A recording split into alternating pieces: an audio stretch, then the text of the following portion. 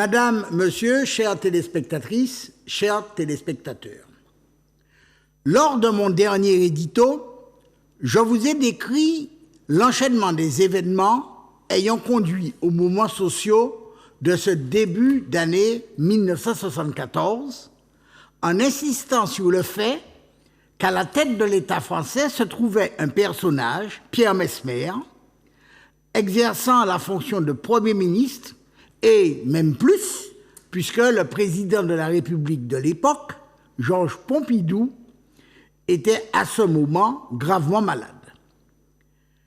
Les heurts entre les grévistes, ouvriers agricoles et les gardes mobiles, tels qu'ils figurent dans le rapport du général Collin, vous ont été présentés, en montrant d'ailleurs les zones d'ombre et les imprécisions. Alors qu'il s'agissait, d'après les autorités, d'une simple opération de maintien de l'ordre, les gardes mobiles étaient équipés d'armes chargées. C'est curieux. À la demande de qui, d'ailleurs? On ne sait pas. Les commanditaires de ces heurts, vraisemblablement provoqués par les gendarmes mobiles, ne sont pas cités. Il est cependant possible de penser qu'il s'agissait des patrons de la banane, dont le préfet Christian Orsetti était le bras armé, le tout sous les encouragements et les applaudissements des forces politiques de droite. L'enterrement de Renoir Ilmani a été l'occasion de choses inédites, en tout cas en Martinique. Je vais une fois de plus me référer au témoignage du père Yves Le Quéré, curé des paroisses d'Ajoupa-Bouillon et du Lorrain. C'est donc lui qui s'exprime. Les obsèques sont prévues durant l'après-midi du jeudi 15 février à 16h, le lendemain de la mort d'Ilmani. Mais le maire du Lorrain, Joseph Pernoc, craignant des troubles, exige du père Yves Le Quéré qu'il fasse l'enterrement à 14h30, ce que le curé refuse.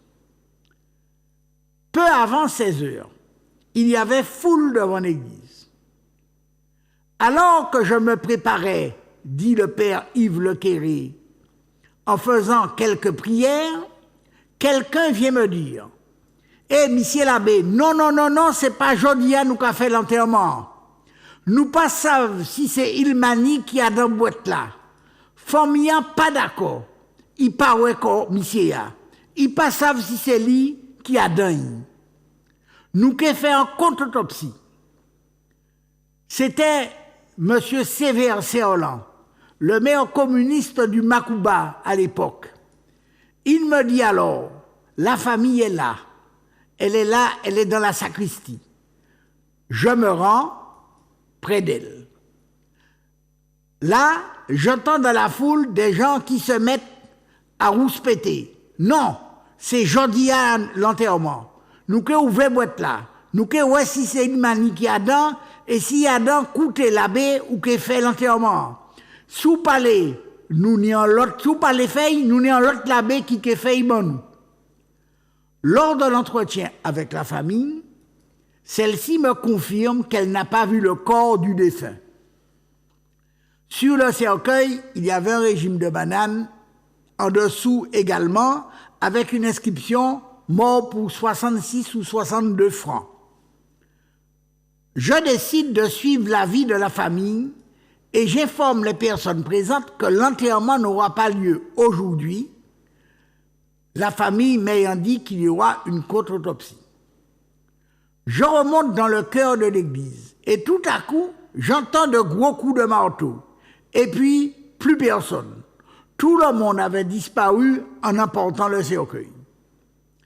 Vers les 6h du soir, M. Serlan vient me voir à l'église et il me dit « Écoutez, père, vous savez que le corps est chez moi.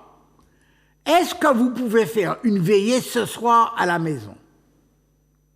En fait, ce qui s'était passé, c'est que les gens ont ouvert le cercueil, mais ne savaient pas comment découper le zinc qui entourait la dépouille. Serlan leur a dit « Emmenez-le chez moi, j'ai mon voisin qui est plombier. » Je demande au maire du Macouba « Mais c'était bien lui qui était dedans ?» Et ce dernier leur répond « Oh, mais on n'a même pas regardé, bien sûr que c'était lui qui était dedans. » Mais monsieur le maire, quand se passera l'enterrement? Demain, répond Sévère Serlan, c'est-à-dire le vendredi. Monsieur le maire, je veux bien, mais à condition que ça se passe dans l'ordre. Je ne veux pas de pagaille. Je ne veux aucun drapeau de quelque couleur que ce soit dans l'église, que tout se passe bien. C'est ce qu'a dit le père Lequéré à Sévère Serlan. Et ce dernier de répondre, soyez tranquille, toutes les délégations CGTM seront là. On va bien organiser cela, ça va être digne, ça va être beau, ça va être bien. Je suis donc allé faire la prière avec la famille le soir.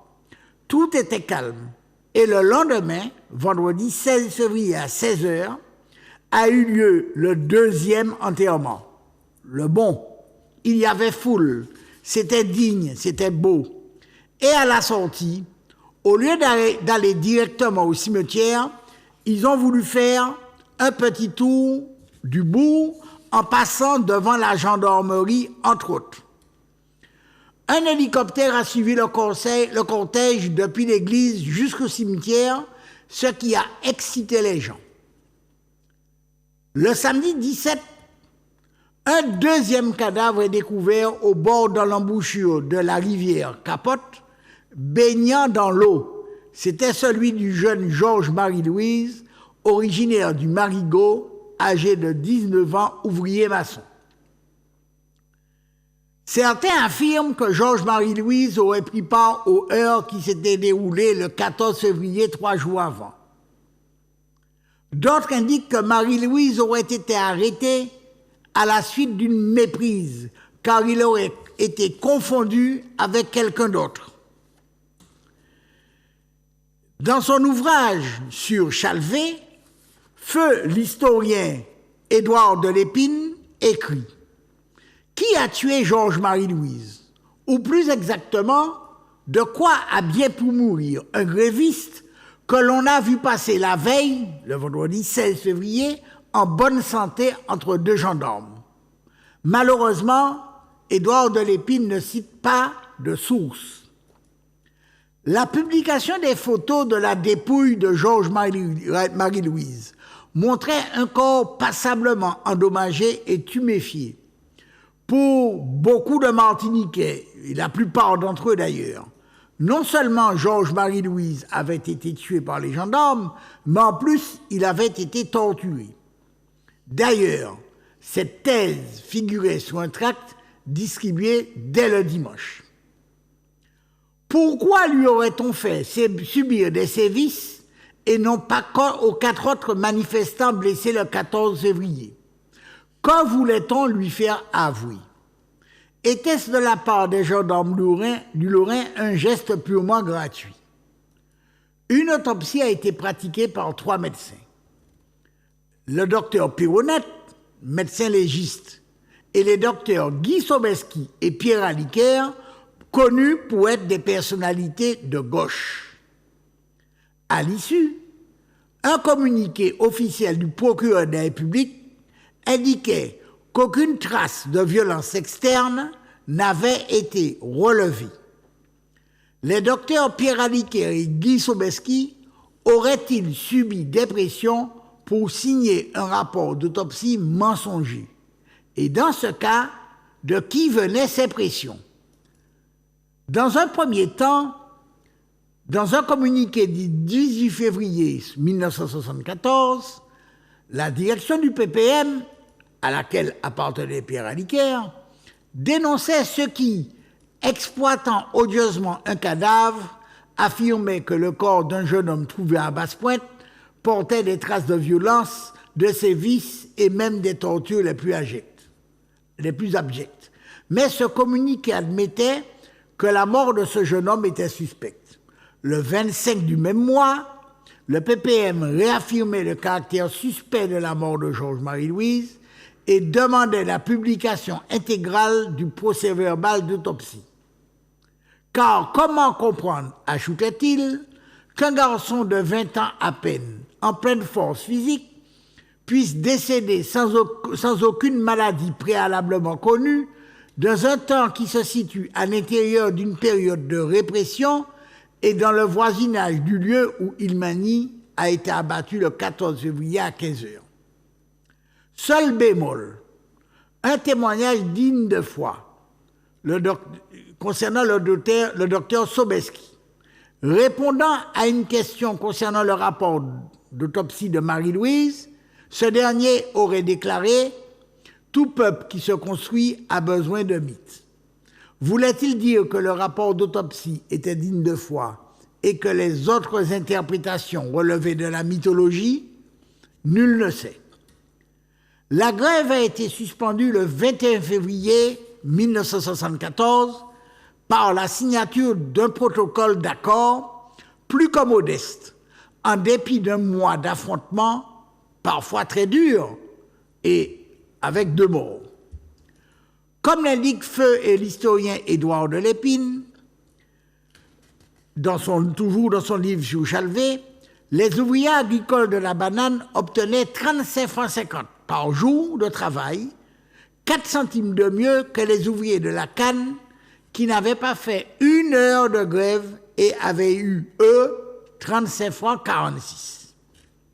La définition des tâches appliquées avant la grève par les patrons de la banane demeurait inchangée et leur modification était renvoyée à des discussions devant débuter le 4 mars 1974. Tout juste, les patrons de la banane acceptaient-ils de payer aux ouvriers les interruptions de l'activité indépendantes de leur volonté, consécutives notamment à l'emploi d'engins agricoles. Il en serait de même des heures passées en commission paritaire par le délégué mandaté par son syndicat. On était assez loin des revendications portées par l'intersyndicale.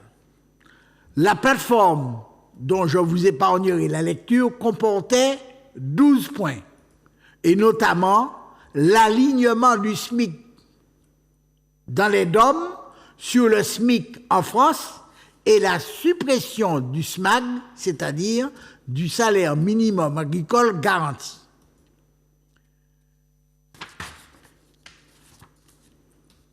Sur les 12 points en question, 4 auraient pu être satisfaits immédiatement, sur place. Le premier point, le 6e, le 10e et le 11e. Sur le premier point, si les ouvriers agricoles ont obtenu l'alignement de leur salaire sous celui des ouvriers de l'industrie et du commerce, aucune clause de l'accord ne prévoyait que les travailleurs agricoles seraient désormais payés au SMIC.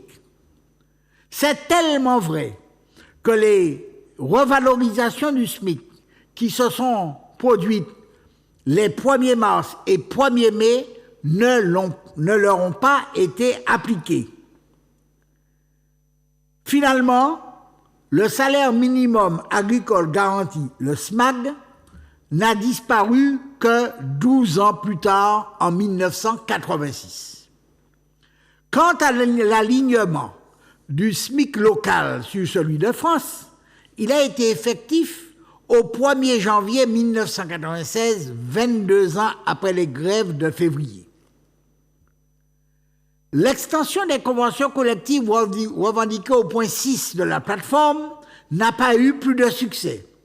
Il a fallu attendre près de 2 mois pour que les patrons de la banane acceptent de signer une convention collective et encore, à cette occasion, la direction de la CGTM avait été qualifiée de nègre à blanc par les têtes pensantes de l'UPSOA, dissimulées sous le vocable « un groupe d'ouvriers agricoles du Nord ».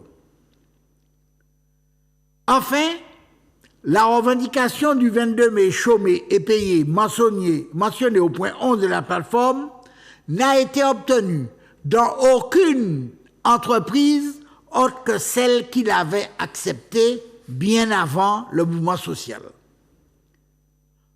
Clairement, l'essentiel des revendications des travailleurs était donc remis à une date ultérieure. Les organisations syndicales signataires avaient la promesse formelle mais non écrite que les revendications les plus importantes seraient très prochainement examinées par un conseil des ministres. Comme si un conseil des ministres pouvait avoir à se prononcer sur une grève se déroulant à 7000 km dans un dôme. De qui se moquait-on? J'ai pu entendre certains journalistes affirmer, à l'occasion des 50 ans de Chalvet, que ce conflit social avait permis d'améliorer les conditions de travail sur les exploitations bananières. Pourtant, pas un seul point du protocole d'accord signé le 19 février 1974 ne portait sur les conditions de travail.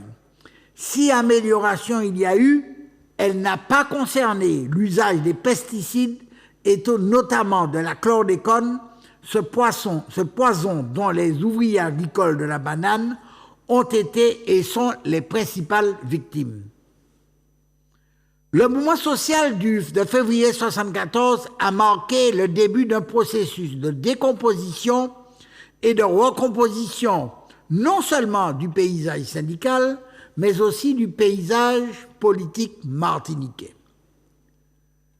Cependant, on ne peut pas ne pas être frappé par l'affrontement aussi hargneux, voire parfois même haineux, mais toujours inutile, à coups de noms d'oiseaux, entre les dirigeants de la CGTM et l'embryon de ce qui allait constituer l'UTAM, Union des travailleurs agricoles de Martinique, puis l'UGTM. Il en était de même entre les militants d'organisations politiques, du PCM au sein de la CGTM, du GRS et de l'UPSOA au sein des nombreux comités de grève dont les héros apparaissent aujourd'hui sous les traits d'anciens combattants de l'indépendance, la plupart étant de paisibles retraités de la fonction publique. Ce climat très dur et cette animosité entre des courants de pensée se réclamant les uns de l'autonomie, les autres de l'indépendance. En tout cas, des idéaux du socialisme, voire même du communisme. Ce dont les ouvriers agricoles n'avaient rien à faire, n'a-t-il pas contribué à la modestie des résultats en dépit d'un mouvement social d'ampleur? Merci.